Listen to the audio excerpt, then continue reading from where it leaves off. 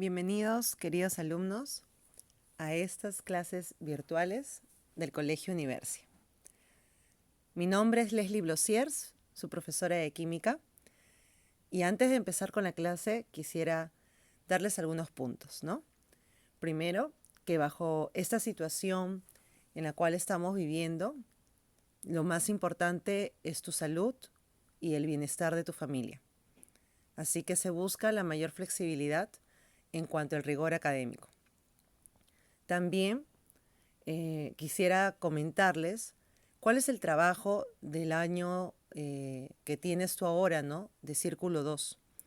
Tú trabajas con un libro que es de la Pre de la San Marcos, que se trabaja pues 16 hasta 18 temas en un ciclo.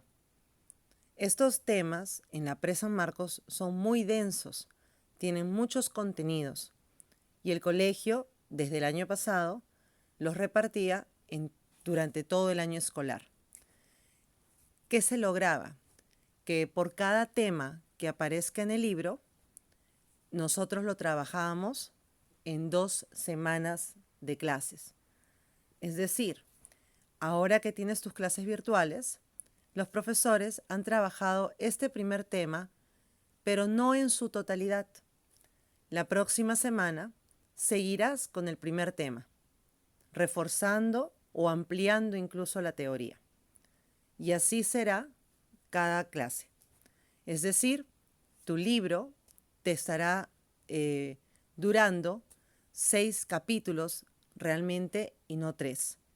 Nuevamente porque la Pre San Marcos tiene una gran cantidad de temas que se trabajan por día. Y tú estás todavía en un colegio y hay que tener más calma, más cuidado para poder explicarte las cosas. Así que en todo el año escolar se trabajará de esa manera. Ya con esto aclarado, también quisiera dar un caluroso saludo a todos ustedes, decirles que los extraño mucho, que me gustaría estar frente a ustedes para poder mirarlos y poder de repente disfrutar más la clase, pero vamos a ponerle bastantes ganas, bastante esfuerzo para poder trabajar y así lograr nuestros objetivos. El día de hoy tú tienes como tema Química como Ciencia, que es un tema introductorio. Tú sabes que la química es una ciencia, pero ¿qué es la ciencia? Pues la ciencia viene del latín scientia, que significa conocimiento. Es decir, la ciencia es un conjunto de conocimientos. Pero hay que ser muy específicos, ¿no? No es cualquier tipo de conocimiento. No puede ser conocimientos, por ejemplo, sobre el amor, que es algo abstracto y que no se puede demostrar. Son conocimientos de cosas reales, objetivas, medibles, calculables y predecibles. Cuando nosotros utilizamos estos conocimientos en aplicaciones, en herramientas, en instrumentos, lo convertimos en tecnología. La tecnología, entonces, es la aplicación de la ciencia y que éste se hace para facilitar la vida del hombre. La tecnología puede ser moderna, como la que tienes en casa, el celular que estás usando, o la laptop, el televisor o los videojuegos. Pero también puede ser una tecnología más rudimentaria, como por ejemplo una cuchara, de repente un cuchillo, de repente aquellas armas que los primeros hombres utilizaron en combate. También podemos llamar tecnología porque es el uso del conocimiento tal vez sobre sus metales, sobre las propiedades de ciertas sustancias o de ciertos cuerpos materiales para poder adecuarlos a su beneficio.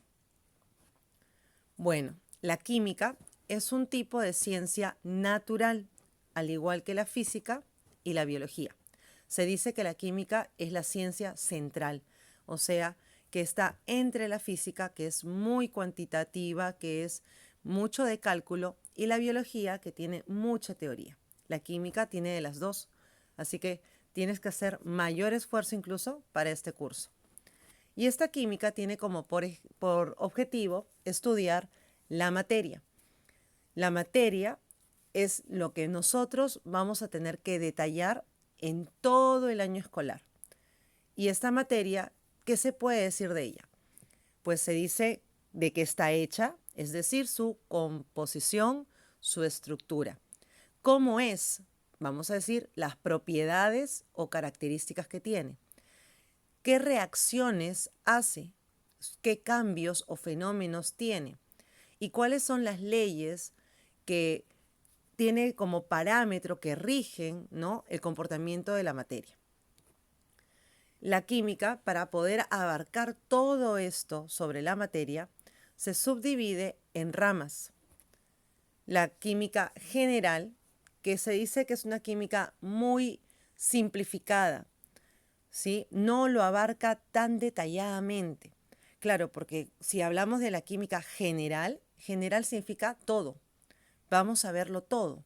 Pero cuando tú abarcas todo, no puedes centrarte en las cosas mínimas, sino que vas a lo más importante nada más.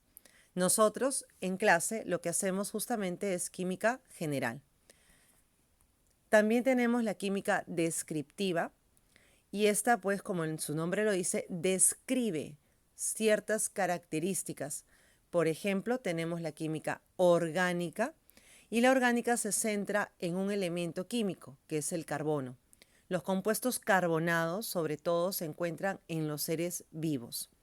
Y tenemos la química inorgánica, que sería todos los compuestos que no presentan carbono, por ejemplo, los minerales.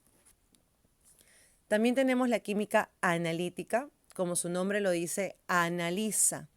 ¿Qué vamos a analizar de la materia? Pues la química analítica cuantitativa analiza las cantidades de las sustancias y estas son muy importantes ya que las reacciones químicas se hacen en proporciones definidas. Es decir, si yo tengo que mencionar alguna cantidad, 5 gramos de hierro, 3 moles de oxígeno, 4 litros de bromo. Entonces, esas cantidades y las proporciones en las cuales se van a encontrar las sustancias se estudian bajo la química analítica cuantitativa. También tenemos la química analítica cualitativa. Y como su nombre dice, cualidades, características, propiedades. El brillo del oro, la conductividad eléctrica de la plata, la densidad del mercurio, ¿no? Esas características son las que analiza la química analítica cualitativa. Y en el caso de otros, por ejemplo, los interdisciplinarios, tendríamos, vamos a decir, la bioquímica, cómo se comportan algunas sustancias en los organismos o en los seres humanos, ¿sí? O en alguna planta o en algún ser vivo en general, como animales, ¿no? Entonces, la bioquímica. Tenemos también la fisicoquímica, ¿no? Sobre todo la física cuántica trabaja mucho de la mano en la descripción del átomo.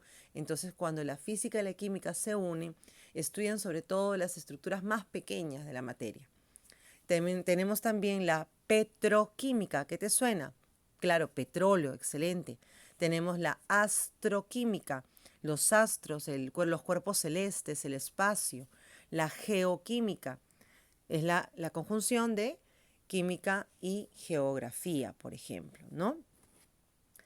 Así también observamos la importancia de la química en nuestra vida diaria, ¿no? La química se aplica en muchas ramas de nuestra vida. Por ejemplo, te menciono algunas, ¿no? En la medicina, sin la química, pues no podríamos concebir la producción de medicamentos, ¿no? Por ejemplo, tenemos los antibióticos, tenemos los antihistamínicos, tenemos los antipiréticos, los analgésicos, los anestésicos, ¿no? Entonces, esas sustancias justamente se estudian para ver qué hacen con las bacterias, si rompen las paredes de la célula de alguna bacteria, si inhibe su reproducción, ¿no? Entonces, o se inhibe la velocidad con la cual ellas se multiplican, ¿no? Entonces, esto podríamos decir que sin la química no habría medicina. También tenemos la agricultura. Entiéndanse de agricultura no sobre el campo y los productos naturales que obtenemos. Vamos a decir, la papa que recoges del campo, eso no es química aplicada en la agricultura, sino que debe ser las sustancias químicas o los productos artificiales que el hombre elabora para echarle al trabajo agrícola, ¿no? Entonces, por ejemplo, tendríamos los fertilizantes, ¿no? Como por ejemplo el nitrato de potasio. Tendríamos también los insecticidas, los fungicidas, los pesticidas, ¿no? Aquellos que pueden matar los hongos, las pestes, ¿no? Los insectos, ¿no? También tenemos la química en la alimentación. Y aquí nuevamente te hago hincapié, no se puede entender de la manzana que yo como es química en la alimentación. Podría decir yo, la cera que a veces recubre y que el hombre le coloca una cera a la manzana para darle brillo y evitar su putrefacción, eso sí es química en la alimentación. También de repente los saborizantes que le echamos a una gaseosa, los colorantes que tienen, por ejemplo, algún refresco o alguna galleta, ¿no? O incluso de repente los preservantes que tienen algunas comidas, ¿no? Vamos a decir, si yo frío papitas en mi casa, pues eso me dura el día nada más. ¿Cómo es posible que se tenga papitas embolsadas durante tanto tiempo? Entonces muchos de ellos tienen preservantes, ¿no? Igual también tenemos la química en la industria, ¿sí? Y la industria es un campo muy grande porque tenemos la industria textil y ahí están los colorantes, las fibras sintéticas o artificiales, ¿no? Tenemos también los preservantes también de las telas. También tenemos otros tipos de industria como la industria petroquímica, ¿no? La del petróleo, los hidrocarburos, los combustibles. Tenemos la industria de la belleza, ojo, los cosméticos también sirven o bueno, se utiliza bastantes químicos para la producción de cosméticos, ¿no? La industria también de la limpieza, ¿no? El jabón, la lejía, ¿no? Tiene hidróxido de sodio, hipoclorito de sodio, hidróxido de potasio, tenemos la soda cáustica. Entonces, hay muchas sustancias que se trabajan en la industria en general, ¿no? Y por último, el medio ambiente, ¿no?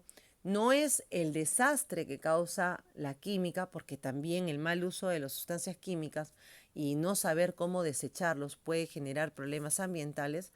Ahora hay toda una rama, incluso hay toda una carrera como la ingeniería ambiental que se encarga de utilizar sustancias químicas para la mejora, ¿no? Del medio ambiente. Es decir, por ejemplo, sucede un derrame de petróleo y con sustancias químicas se puede limpiar la zona.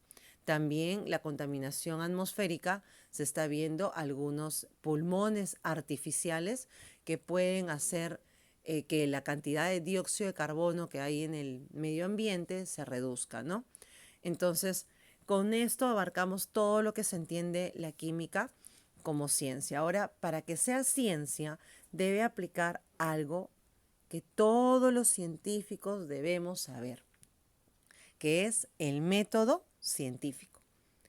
Pues el método científico es un conjunto de pasos, ¿verdad? De etapas que se deben hacer para lograr el conocimiento científico, ¿no? Si yo quiero decir que tengo pruebas de algo, que sé algo, que debo comprobarlo, pues lo ideal es que se manejen todos estos pasos sobre el método científico.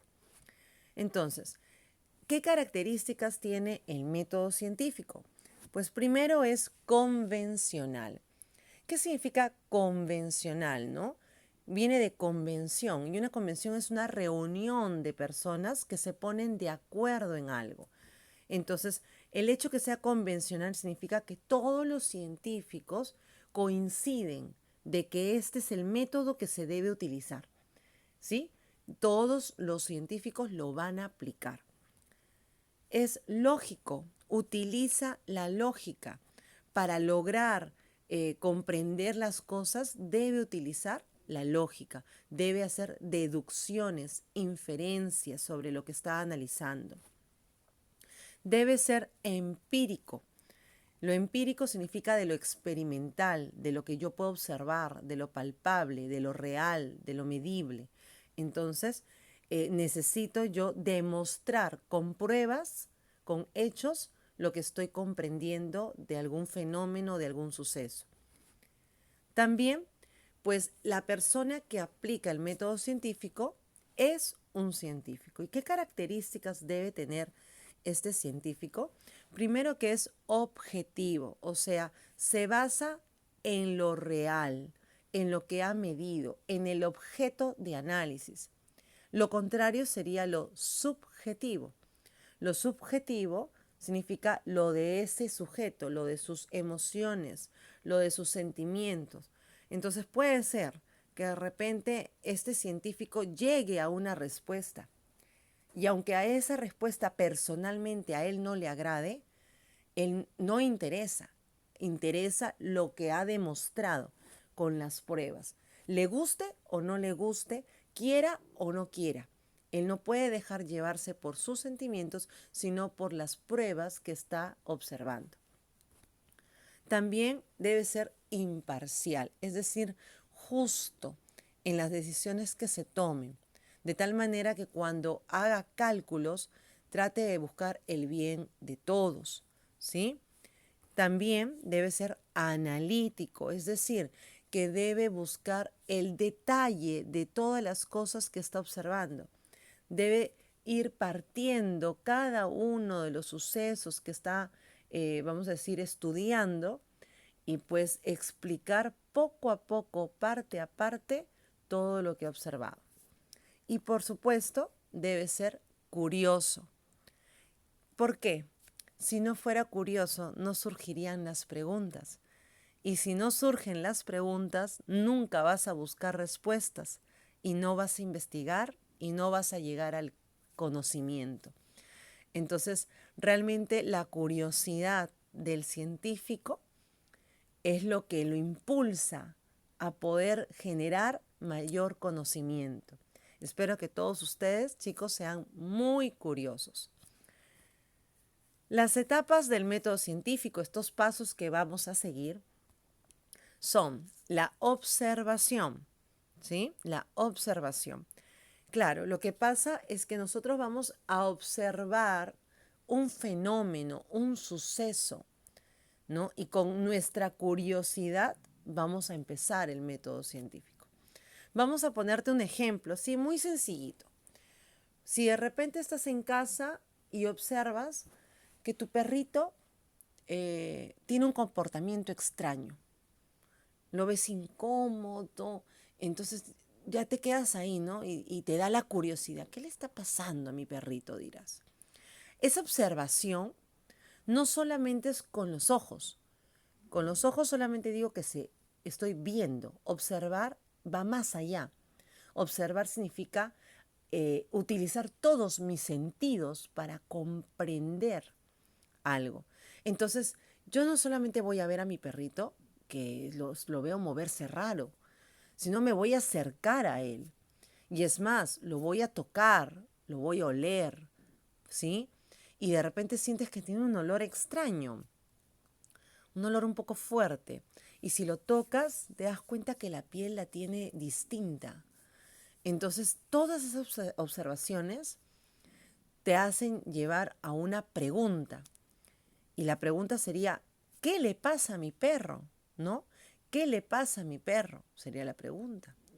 Una vez que has hecho todas las observaciones, ¿no? Con todos tus sentidos, va a surgir una pregunta y esta te llevará a la hipótesis. ¿Qué es la hipótesis? Es el intento de responder esa pregunta que planteaste.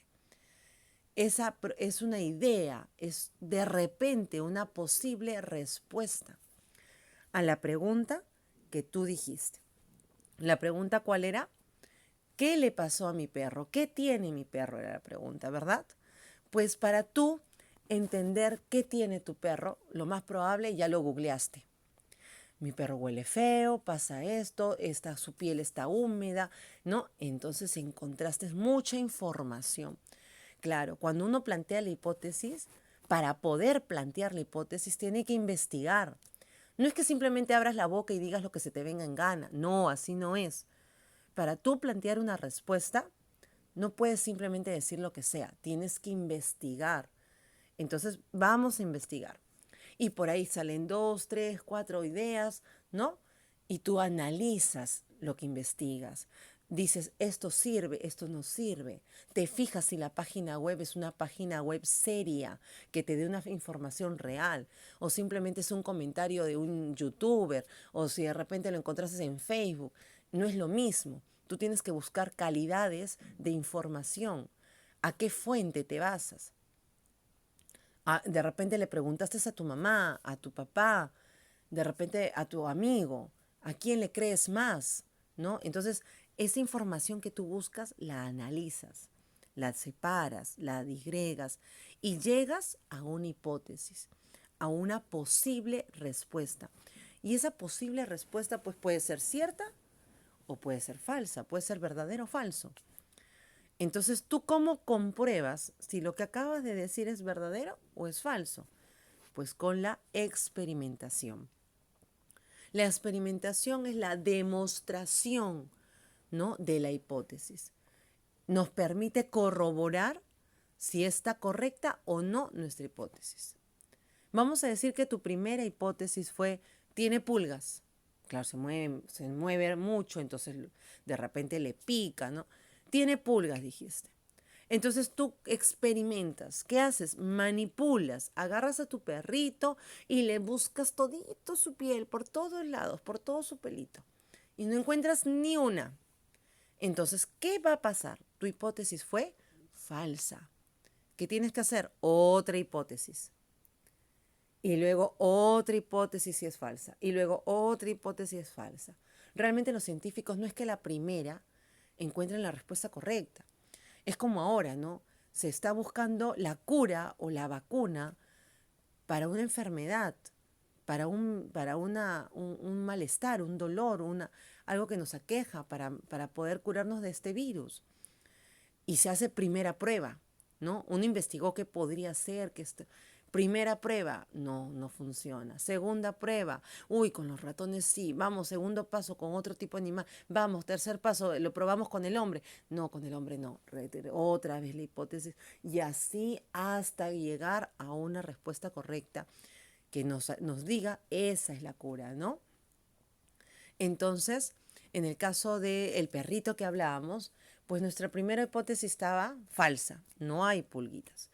Pues seguiste investigando y encontraste otra opción, ¿no? De repente tu perrito lo que tiene es sarna, ¿no? O tiene ácaros, ¿no? Entonces, ¿tú qué tienes que hacer? Experimentar, ¿no? Entonces vas probando e incluso de repente compras un champú específico, medicado, y después de un tiempo de usar ese champú, tu perrito se curó. Le pusiste y se notó una mejoría inmediata. Entonces tú dices, oh, sí funcionó. Ah, y si está funcionando es porque en verdad mi perrito tenía ácaros, por ejemplo. ¿No? Entonces tú llegas a una conclusión. La conclusión es la hipótesis cuando es demostrada, cuando ya se sabe que es la correcta. Y si es pues algo muy simple, como el caso de tu perrito, solo se llama conclusión.